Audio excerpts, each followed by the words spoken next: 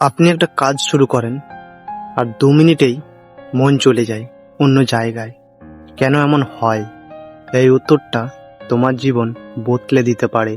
আমরা এখন বেশি তথ্য পাই, কিন্তু মনোযোগ কম দিই। টিকটক, ফেসবুক, রিলস আমাদের মনকে 10 সেকেন্ডে 10 বার ঘোরায়। এই অভ্যাস আমাদের মস্তিষ্কে ট্রেন করে। কিছুতেই বেশিক্ষণ মন দেওয়া যায় না।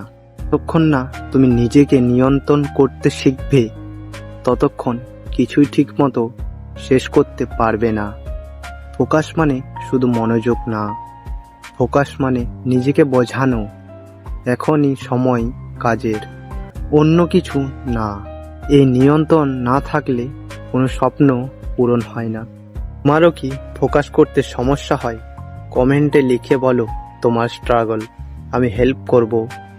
একটা লাইক দাও যদি কথাগুলো মনে দাগ কাটে।